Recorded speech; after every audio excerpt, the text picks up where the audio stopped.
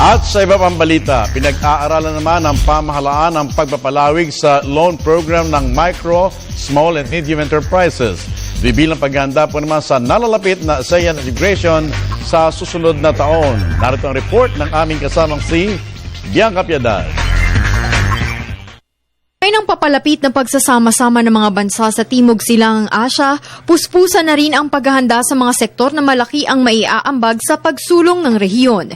Isa nga sa mga sektor na ito ang Micro, Small and Medium Enterprises o MSMEs. Pinag-aaralan ngayon ng gobyerno ang mungkahi ng ilang sektor na magbigay ng guarantee fund para sa MSMEs para makipagsabayan ang mga ito sa Association of Southeast Asian Nations o ASEAN Integration sa 2015. Ayon kay Bangko Sentral ng Pilipinas Governor Amando Tetangco Jr., magkaiba ang pagpapahiram ng pera sa SME sa ordinaryong commercial bank lending. Kailangan aniya ng matibay na proteksyon para isaayos ang risk profile ng mga manghihiram nang sa gayon ay maengganyo ang financial institutions at SMEs na magpahiram at manghiram.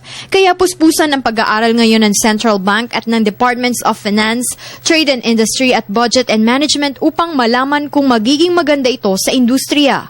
At dahil may kinalaman ito sa pondo, magiging bahagi ng pag-aaral ang pagbuo ng bukod na grupo ng mga ngasiwa sa mga pondo at sa epektibong sistema para sa disbursements. Isang hamon at oportunidad na maituturing ang ASEAN integration sa sektor ng SMEs na magbibigay pagkakataon sa mga maliliit na negosyante na makipagkumpetensya sa mas malawak na merkado. At kahit hindi lahat ng miyembrong bansa ng ASEAN na binubuo ng Brunei, Cambodia, Indonesia, Laos, Malaysia, Myanmar, Pilipinas, Singapore, Thailand at Vietnam, ang taong 2015 nila ang magbubukas ng daan para sa integrasyon.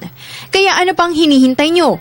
Umpisahan na ang pagnenegosyo dahil ang maliit na simula ay maaaring magbunga ng mas malaking tagumpay sa hinaharap. Para sa Telebisyon ng Bayan, Bianca Piedad.